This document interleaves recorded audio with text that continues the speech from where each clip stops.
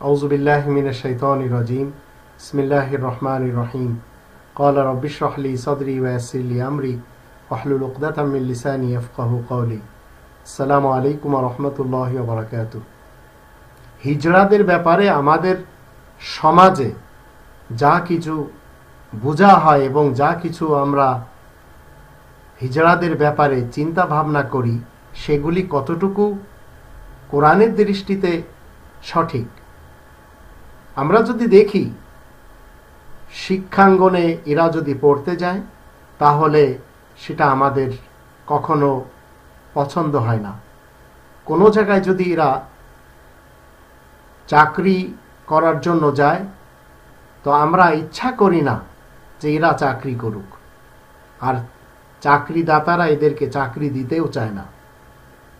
এমনকি যদি কেউ দোকান খোলে, ভারতে আপনি দেখতে পাবেন, পাকিস্তানে দেখতে পাবেন অনেক হিজড়াদের দোকান রয়েছে, তো ওদের দোকানে যে আপনি কিছু ক্রয় করবেন সেই মন মানসিকতা আপনার আমার তৈরি হয়নি। এমনকি যখন সমাজ তাদেরকে বিতাড়িত করে, সমাজচ্যুত হয়ে যায় যখন তো তারা পেট পালার জন্য যখন ভিক্ষা করে তখন আমরা তাদের ভিক্ষা দিতেও রাজি নই। এমনকি কটু কথা বলার জন্য আমরা প্রস্তুত থাকি, অথচ ইসলাম কখনো এই শিক্ষা আমাদেরকে দেয়নি যে আমরা 17 নম্বর সূরা বানী ইসরাঈলের 70 নম্বর আয়াতের দৃষ্টিতে তাদেরকে ঘৃণা করব। আল্লাহ বলেন ওয়ালাকাদ কাররামনা বানী আদম, আদম সন্তানকে আল্লাহ ইজ্জত দিয়েছেন।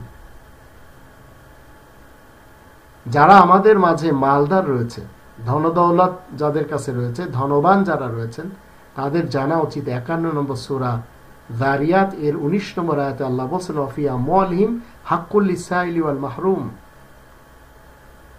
ধনবানদের সম্পত্তিতে, ধনদৌলতে বঞ্চিতদের অধিকার রয়েছে।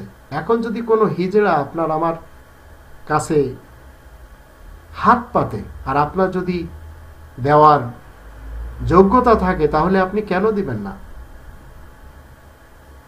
আমাদের যশোরের বা খুলনার লোকেরা যখন পদ্মা নদী পার হয় তখন এই মাওয়া ফেরিতে আমরা দেখতে পাই তারা আসে এবং তারা 5 টাকা চায়, 10 টাকা চায়।